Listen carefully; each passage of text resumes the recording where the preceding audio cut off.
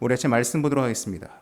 오늘 하나님께서 우리 가운데 주시는 말씀은 창세기 25장 21절에서 26절까지의 말씀입니다.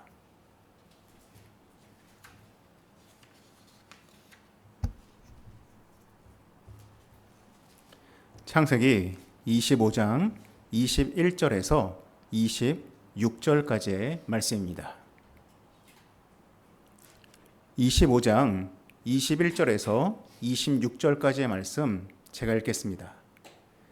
이삭이 그의 아내가 임신하지 못하므로 그를 위하여 여호와께 간구하매 여호와께서 그의 간구를 들으셨으므로 그의 아내 리브가가 임신하였더니 그 아들들이 그의 태 속에서 서로 싸우는지라.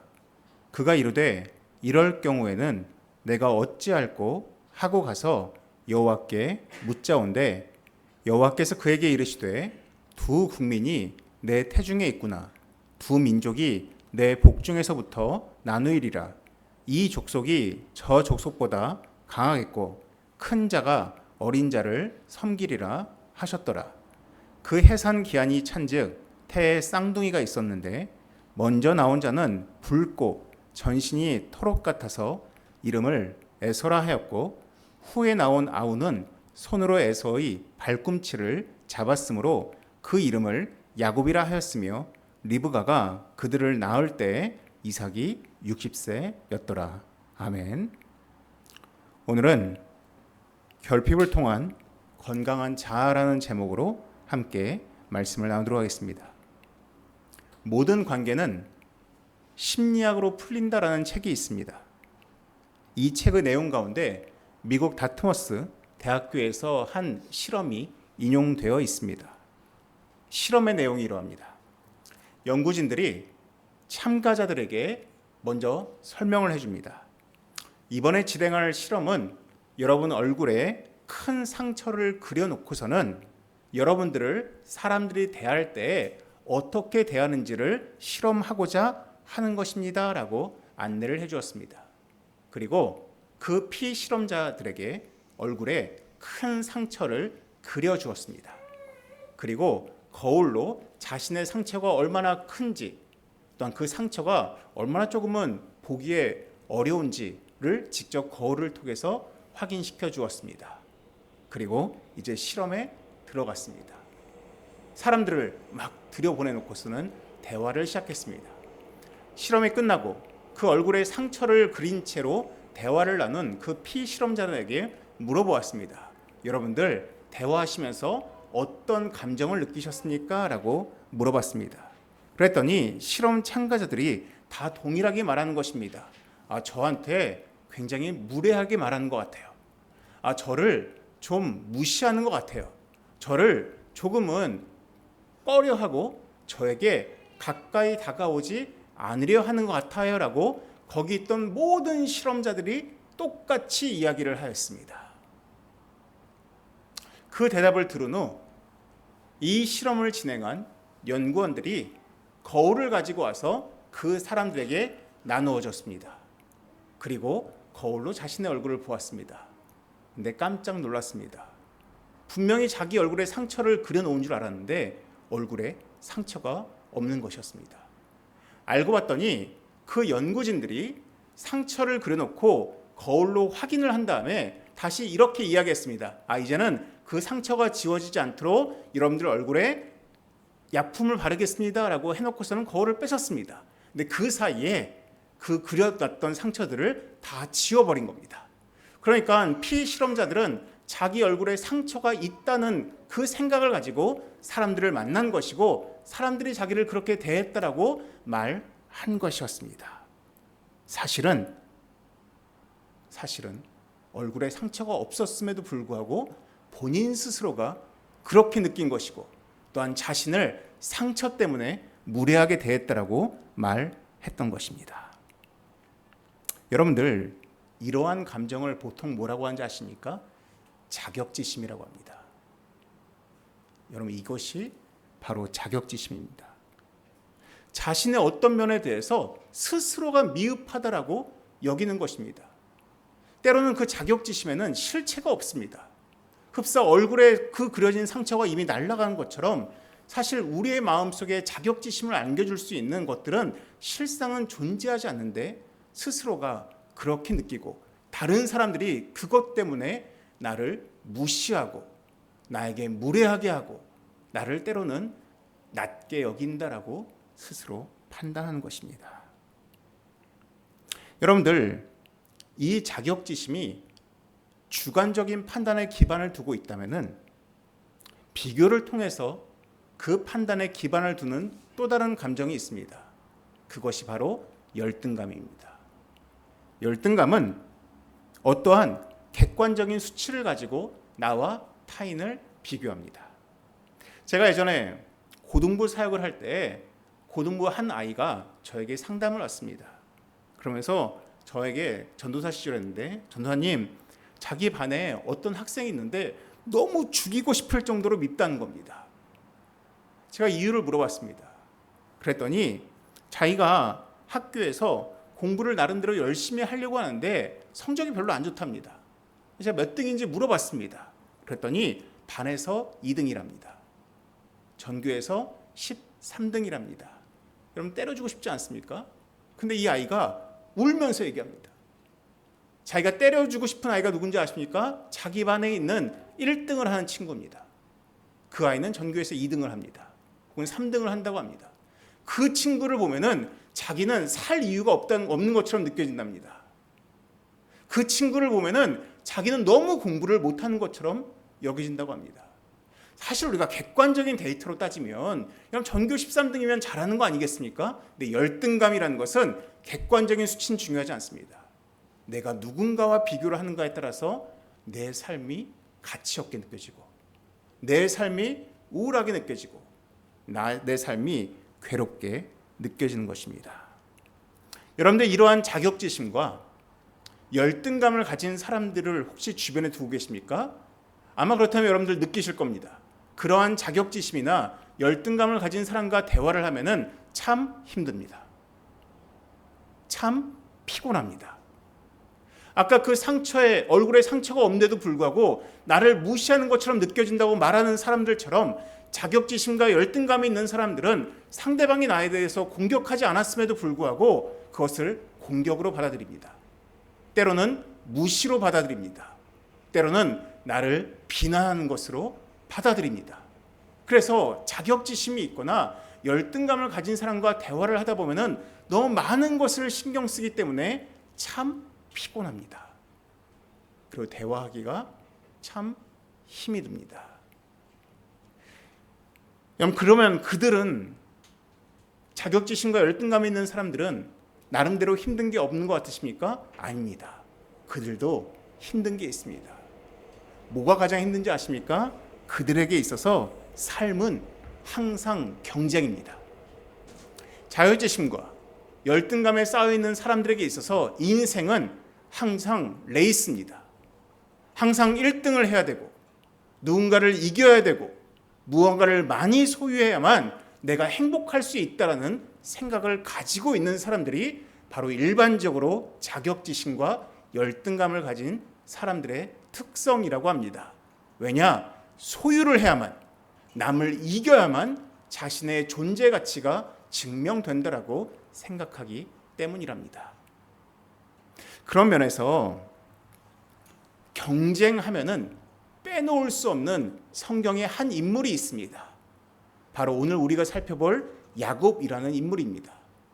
야곱의 그 인생은 정말로 딱 한 단어를 꼽으라 한다면은 경쟁입니다. 야곱은 항상 누군가를 이기려고 애를 씁니다. 야곱은 항상 무언가를 더 많이 소유하려고 바득바득 노력을 합니다. 과연 그 야곱이 어떻게 그 인생을 살아가고 있는지를 같이 살펴보려고 합니다. 먼저 오늘 우리가 읽었던 본문을 보게 되면은 야곱의 그 태어나는 순간조차 경쟁임을 알 수가 있습니다. 이 야곱의 아버지의 이름이 이삭입니다. 어머니의 이름이 리브가입니다. 이삭이 30살에 40세에 결혼을 했습니다. 40살에 결혼을 했는데 약 20년 동안 자녀가 없었습니다. 그러다가 한 59세, 60세쯤 되어가지고 리브가가 임신을 하였습니다. 근데 리브가가 쌍둥이를 임신했습니다. 그 쌍둥이가 뱃속에서 막 싸우는 게 엄마에게 느껴질 정도로 그 안에서의 다툼이 심했습니다. 이제 출산할 때가 다가왔습니다. 먼저 쌍둥이 중에 첫 번째 아이가 밖으로 나왔습니다. 근데 성경에 보시면 이 아이에게 신체적으로 두 가지 특징이 있습니다. 한 가지는 피부가 붉습니다. 또 한 가지는 털이 많다라고 되어 있습니다. 여러분, 이 털이 많다라는 단어에서 나오는 유래한 이름이 바로 에서입니다. 그래서 그 형의 이름을 에서라고 지었습니다. 에서라는 뜻은 털이 많다라는 뜻입니다. 이 에서에게는 별명이 있었습니다. 그 별명이 에돔입니다. 에돔은 붉다라는 뜻입니다. 그래서 그 형 에서의 이름 뜻은 피부에 털이 많다. 그리고 별명 에돔은 피부가 붉다라는 뜻입니다. 둘째가 나오기 시작합니다. 근데 이 둘째가 심상치 않습니다. 나오는데 그 형의 발꿈치를 딱 잡고서는 나오는 모습이 묘사가 되고 있습니다. 그래서 이 둘째 아이의 이름을 야곱이라고 지었습니다. 야곱의 뜻이 무엇인지 아십니까? 세 가지 뜻이 있습니다. 첫째는 발꿈치를 잡은 자라는 뜻이 있습니다. 근데 여러분 생각해 보시죠. 발꿈치를 왜 잡겠습니까? 앞에 있는 사람 발꿈치를 잡아서 넘어뜨려서 내가 이기려는 것입니다. 그래서 두 번째 뜻이 경쟁하다는 뜻이 있습니다. 그리고 마지막 세 번째가 발꿈치를 잡아 넘어뜨리는 이 행위가 무엇입니까? 속이는 행위입니다. 그래서 속이는 자라는 의미가 이 야곱이라는 의미에 다 담겨 있습니다. 발꿈치를 잡는 자, 경쟁하는 자, 속이는 자, 이 이름을 동시에 가진 인물이 바로 야곱이었습니다. 그러니까 이 아이는 태어날 때부터 약간 마음속에 이 경쟁심이란 걸 가지고 그 유전자를 가지고 태어난 겁니다. 근데 여러분들 문제가 있습니다.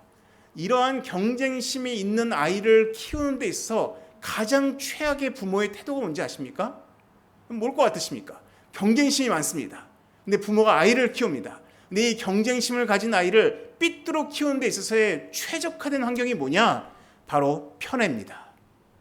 그 편애의 모습이 바로 27절과 28절에 나와 있습니다. 그 아이들의 장성함에 에서는 익숙한 사냥꾼이었으므로 들사람이 되고 야곱은 조용한 사람이었으며 장막에 거주하니 이삭은 에서가 사냥한 고기를 좋아하므로 그를 사랑하고 리브가는 야곱을 사랑하였더라. 여러분들, 에서는 사냥꾼입니다. 밖에 나가서 사냥해서 고기를 막 잡아옵니다. 아버지가 그 고기를 먹는 걸 참 좋아했습니다. 반면에 야곱은 여성했습니다. 집안에 있는 거 좋아하고 어머니랑 같이 생활하는 걸 참 좋아했습니다. 그래서 엄마 리브가가 야곱을 참 사랑했습니다. 아빠는 에서를 사랑하고 엄마는 야곱을 사랑했습니다. 편애하는 가정이었습니다. 근데 문제가 뭡니까? 야곱이 경쟁심이 많은 아이입니다. 그럼 여러분들, 이 야곱의 마음속에 어떤 마음이 드는지 아십니까? 경쟁심이 없는 아이라면은, 와, 우리 엄마가 나를 사랑하는구나. 엄마의 사랑이 참 좋다. 내가 집에서 엄마랑 같이 이렇게 지내는 게 너무 행복하다. 이게 경쟁심이 없는 아이의 반응입니다. 근데 경쟁심이 있는 아이의 반응은 무엇입니까? 내가 어떻게 하면 아빠의 사랑을 받을 수 있을까? 내가 어떻게 하면 저 에서보다도, 저 형보다도 아버지의 사랑을 듬뿍 받을 수 있을까? 내가 어떻게 하면 아버지의 인정을 받을 수 있을까? 내가 어떻게 하면 이 집에서 엄마의 사랑뿐만 아니라 아빠의 사랑까지 독차지할까라는 여러분, 그런 마음이 드는 게 경쟁심에 강한 아이들의 특징입니다. 그래서 야곱이 택한 게 있습니다. 아버지의 사랑을 독차지할 수 있는 것, 아버지의 사랑을 뺏을 수 있는 방법이 무엇인지 아십니까? 그럼 우리나라도 1970년, 80년 전까지는 부모가 자녀를 낳으면 그 자녀 가운데 첫째가 부모의 재산의 50%를 가지는 것이 일반적인 사회법이었습니다. 물론 지금은 다 똑같이 나옵니다. 하지만 예전에는 장자가 그 유산의 50%를 차지하는 것이 일반 사회법이었습니다. 근데 여러분들 구약 성경에도 율법에 보면은 첫 번째, 즉 장자가 다른 사람들보다 2배 이상의 재산을 갖는 것이 율법이었습니다. 그런데 이때는 아직 율법이 만들어지기 전, 즉 일반적인 사회법으로 다스리던 시대였는데 이때는 장자의 특권이 훨씬 더 많았습니다. 그러니 경쟁심 강한 야곱이 마음속에 생각했습니다. 내가 이 에서의 장자권을 가로채야겠다. 그래서 배고파서 집에 돌아오는 형 에서에게 팥죽을 주는 대신에 장자권을 넘겨받게 되었습니다. 그런데 문제가 있습니다. 이건 형제 간의 거래이지 아버지로부터 직접 장자권을 너에게 주겠다라고 했던 것은 아닙니다. 이제 야곱의 마음속에 진짜 장자권에 대한 욕심도 생겨났습니다. 드디어 아버지가 눈은 멀기 시작하고 죽을 때가 가까이 다가왔습니다. 그때 아버지가 결정합니다. 내가 이제 형 에서에게 장자권의 축복을 줘야겠다. 그때 엄마가 이 이야기를 듣고서는 야곱을 부릅니다. 그 내용이 27장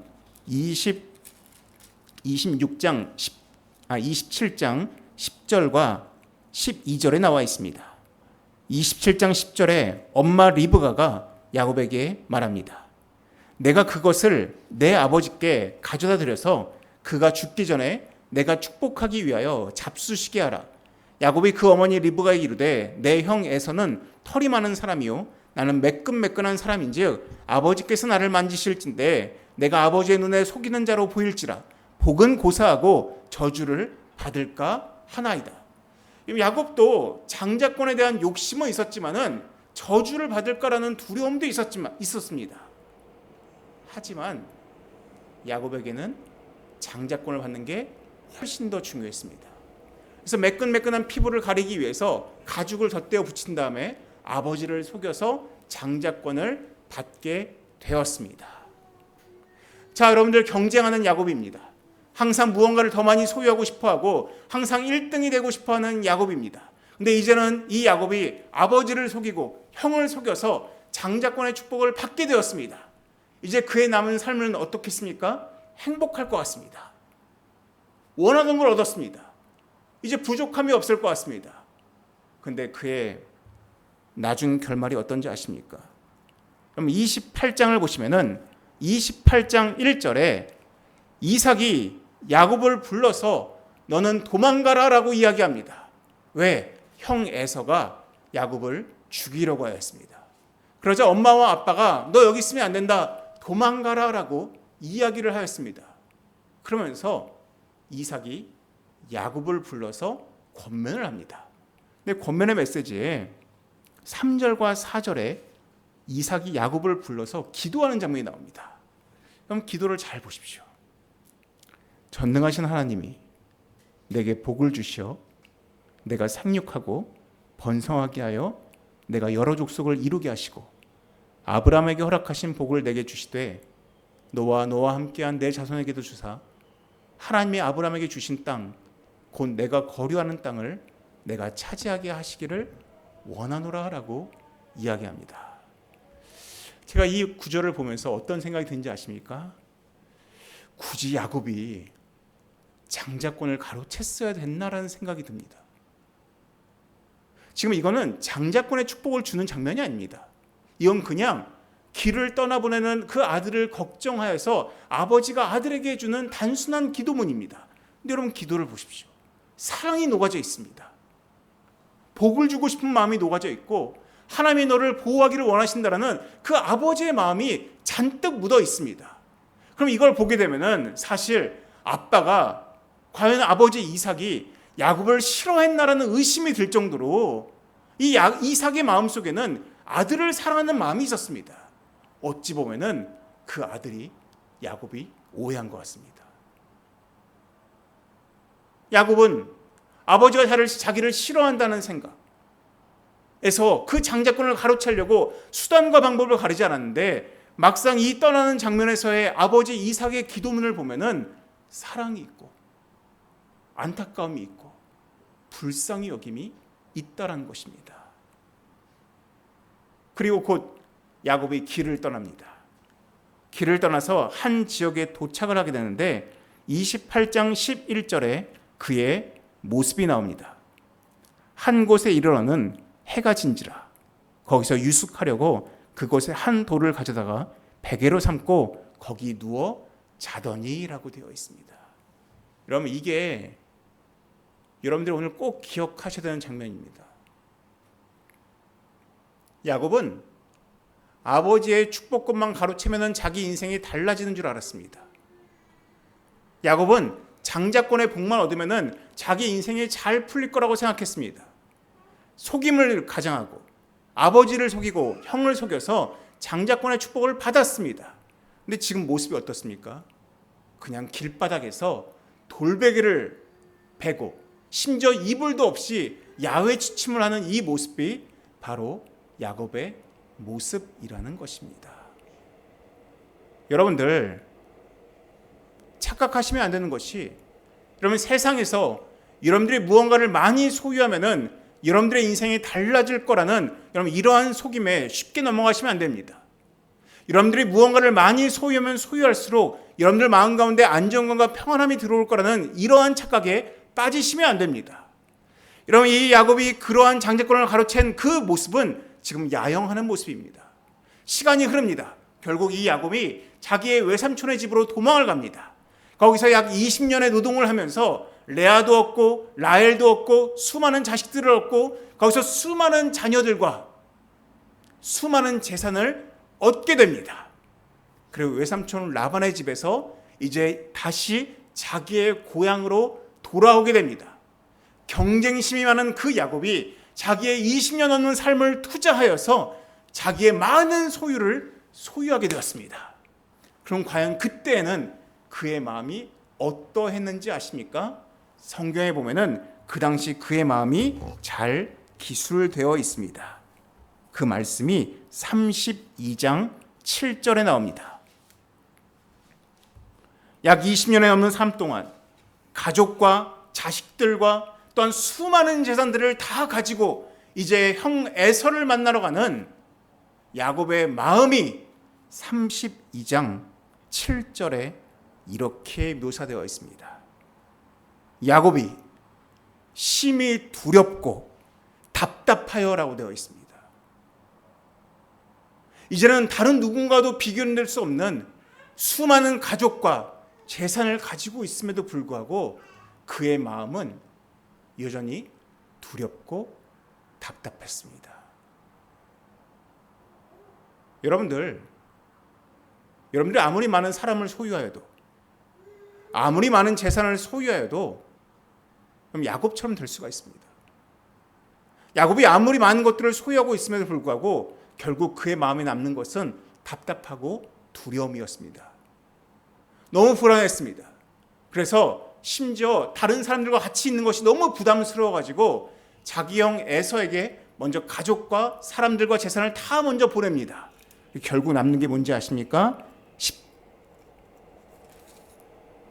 24절을 보시면은 32장 24절에 이렇게 표현되어 있습니다.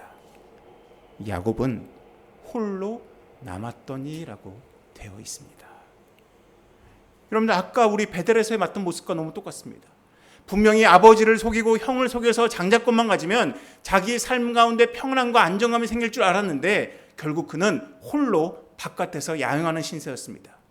이제는 많은 자식들과 많은 재산을 가지고 이제 형 에서를 만나러 가면은 마음속에 두려움도 없고 평안함과 안정감과 또한 많은 사람들이 둘러싸여 있는 그 기쁨이 있을 줄 알았는데 지금도 여전히 그의 마음은 두렵고 답답하고 결국은 혼자였습니다.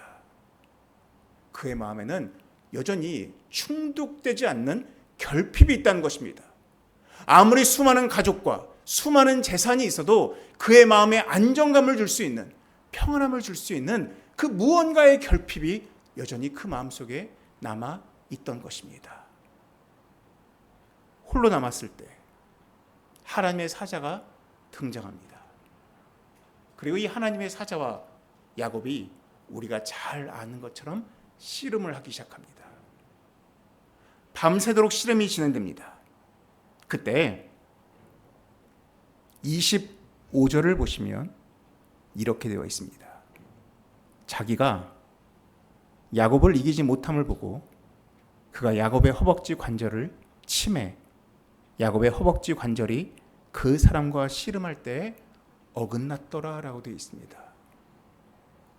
여러분들, 야곱은 그의 평생에 항상 무언가를 더 많이 소유하기 위해서 경쟁하며 살아왔던 사람입니다. 어렸을 때부터 형을 팥죽으로 속이고, 장성하에서는 아버지를 가죽으로 속이고, 또한 많은 인생 가운데서 무언가를 소유하기 위해서 애쓰며 애쓸던 그런 삶이 바로 경쟁하는 자 야곱의 삶이었습니다. 근데 여러분들, 지금 이 순간이 야곱의 평생의 삶 가운데서 최초로 결핍을 맛보는 순간입니다. 그 결핍이 무엇입니까? 바로 자기의 육체의 건강. 여러분, 여기 보시면 허벅지 관절이 어긋났더라라고 되어 있는데 대퇴부뼈를 부러뜨린 것입니다. 그럼 어떻게 했는지 아십니까? 평생 다리를 절게 됩니다. 아니, 곧 에서를 만나러 가야 되는데, 어쩌면 에서와 한바탕 싸움을 할지도 모르는데, 더 많은 걸 소유하여서 에서와 싸움을 해도 부족할 이때 도리어 하나님은 이제껏 야곱이 인생 가운데서 한 번도 경험하지 못한 결핍의 순간을 지금 이 중요한 순간에 맛보게 하고 계신 것입니다. 다리를 절게 하십니다. 근데 여러분, 이때 야곱이 하나님께 어떻게 매달리는지 아십니까? 이제껏 야곱의 기도는 항상 하나님 주시옵소서였습니다. 어쩌면 여전히 그의 마음속에 경쟁심이 가득하고 무언가를 소유하고 싶은 마음이 가득하였다면 하나님, 빨리 이 다리 정상으로 고쳐주십시오. 하나님, 이 다리 절지 않게 빨리 뼈 붙여주십시오라고 요청했을 것입니다. 근데 지금 야곱은 전혀 다른 기도를 하고 있습니다. 뭐라고 기도하고 있습니까? 26절에 이렇게 말하고 있습니다. 그가 이르되 날이 새려하니 나로 가게 하라. 야곱이 이르되 당신이 내게 축복하지 아니하면 가게 하지 아니하겠나이다 라고 이야기하고 있습니다. 여러분, 이 기도가 왜 중요한지 아십니까? 여러분, 그 전까지는 야곱이 했던 주된 기도의 내용은 하나님, 나에게 무엇을 주십시오였습니다. 무엇을 소유하게 해주십시오였습니다. 왜냐, 그의 마음속에는 내가 무언가를 소유하면은 내가 이 세상에서 이길 수 있고, 내가 무엇을 더 많이 소유하면은 안정감을 누릴 수 있다고 생각했기 때문입니다. 근데 지금 이 기도는 소유에 대한 기도가 아닙니다. 지금 이 기도는 당신이 나에게 하나님의 그 복을 주시지 않으면 가게 하지 않겠습니다라고 요청하고 있는 것입니다. 이때 하나님이 물어보십니다. 하나님의 사자가 이렇게 물어봅니다. 내 이름이 무엇이냐? 그가 이르되 야곱이니이다 라고 말합니다. 그 뜻이 무엇입니까? 발꿈치를 잡는 자, 경쟁하는 자, 속이는 자였습니다. 하나님께서 이러한 사람에게는 하나님의 복을 주실 수가 없습니다. 그래서 하나님께서 말씀하십니다. 내 이름을 다시는 야곱이라 부를 것이 아니요 이스라엘이라 부를 것이니 이는 내가 하나님과 및 사람들과 겨루어 이겼음이로라 라고 말씀하고 있습니다. 여러분, 이 말뜻을 잘 생각해 보셔야 됩니다. 여러분, 이 말을 여러분들 딱 보면은 그래, 이 뜻은 야곱이 하나님과 싸워서 이겼구나라고 여러분들 생각하시는 경우가 있습니다. 여러분, 과연 야곱이 하나님과 싸워서 이길 수 있는 존재입니까? 과연 야곱이 하나님이라는 존재랑 씨름을 해서 이길 수 있는 존재입니까? 그렇지 않습니다. 하나님께서 야곱을 죽이기로 작정하시면은 그냥 이 자리에서 죽일 수 있는 굉장히 미약한 존재입니다. 인간이 하나님을 이기게 할 수가 없습니다. 근데 여러분들, 인간이, 야곱이 하나님을 이길 수 있다는 것은 다시 말해서 하나님께서 야곱에게 이길 수 있는 기회를 주셨기 때문에 야곱이 이길 수가 있는 것입니다. 하나님께서 야곱에게 이길 수 있는 기회를 주셨기 때문에 야곱이 이길 수가 있는 것입니다. 이제 야곱은 깨닫게 될 것입니다. 이제 내 인생은 내가 이기는 인생이 아니라 하나님께서 나로 하여금 이기게 하실 때 내가 이길 수 있는 인생이구나 하는 것을 바로 이 순간 알게 되는 것입니다. 그 전까지는 내가 좋은 집에 살고, 그 전까지는 내가 장자권을 받고, 그전까지 내가 약대가 많이 있으면 내가 이 세상에서 넉넉히 이길 수 있다라고 착각하였는데, 이 씨름의 과정과 그에게 주시는 하나님의 말씀을 듣고서는 이제는 깨달은 것입니다. 내 대퇴복뼈가 골절이 되어도 하나님께서 나를 이기게 하시면 나는 이길 수 있는 존재가 될 수 있구나라는 것을 이 순간 깨달은 것입니다. 그리고 31절에 보시면 해가 돋았고 그의 허벅다리로 말미암아 절었더라라고 되어 있습니다. 도리어 하나님과 씨름하였는데 그에게 남은 것은 결핍밖에 남지 않았습니다. 도리어 눈으로 보았을 때는 무언가 얻은 것이 보이지 않습니다. 그냥 다리를 절 뿐이었습니다. 근데 그는 이제 담대히 형에게 나아갑니다. 도리어 저는 발을 가지고 형에게 나아갑니다. 왠지 아십니까? 소유가 나를 담대하게 만드는 것이 아니라 나와 함께 하시는 하나님이 나를 이기게 하실 때 내가 이길 수 있다는 것을 바로 이 순간에 깨달았기 때문인 것입니다. 여러분들의 삶을 살면서 여러분들은 수없이 자격지심과 열등감에 빠질 것입니다. 그리고 여러분들은 아마 세상적인 방법으로 더 많은 소유를 통해서 그 마음들을 누그러뜨리려고 애를 쓸 것입니다. 그 인생이 바로 야곱의 인생입니다. 여러분, 그렇게 사시면 종국에는 이 야곱의 모습처럼 여전히 두렵고 여전히 떨고 여전히 괴로움의 모습을 지닐 수밖에 없습니다. 그래서 하나님께서는 이 순간 도리어 야곱에게 결핍을 허락하지만은 그 결핍을 통해서 야곱이 이제는 더 이상 두려워하지 않는 건강한 자아를 허락하시는 것을 볼 수가 있는 것입니다. 여러분들 삶 가운데 때론 하나님께서 결핍의 순간을 맛보게 하실 때가 있습니다. 때론 여러분들에게 고난의 순간을 맛보게 하실 때가 있습니다. 때론 여러분들에게 스스로가 자격지심과 열등감을 느끼는 그러한 환경을 주실 때도 있습니다. 근데 여러분들 거기에 주눅들 필요 없습니다. 도리어 그 결핍이 여러분들로 하여금 도리어 소유가 아닌 하나님으로 인해서 담대함을 지니게 할 수 있는 그 순간임을 여러분 깨닫게 된다면 이 야곱처럼 비록 다리를 절게 되었으나 담대히 나아갈 수 있는 이 모습을 우리가 지닐 수 있다라는 것입니다. 사랑하는 성도 여러분, 경쟁의 과정을 통해서 소유만이 나에게 안정감을 준다라는 세상의 논리에 빠지지 마시고 나를 이기게 하시는 하나님으로 말미암아 내가 이길 수 있다 고백할 수 있는 여러분 되시기를 주님의 이름으로 축원합니다. 기도하시겠습니다. 사랑이 많으신 하나님 아버지, 하나님, 우리가 세상의 논리 가운데 빠지지 않게 하여 주시옵소서. 자격지심과 열등감의 마음에 허덕이면서 무언가를 더 소유하기 위해서 애쓰는 자들이 아니라 하나님, 참으로 하나님께서 나를 이기게 하시면 내가 이길 수 있습니다라고 고백할 수 있는 우리가 되게 하여 주시옵소서. 이 모든 말씀 예수님의 이름으로 기도드립니다. 아멘.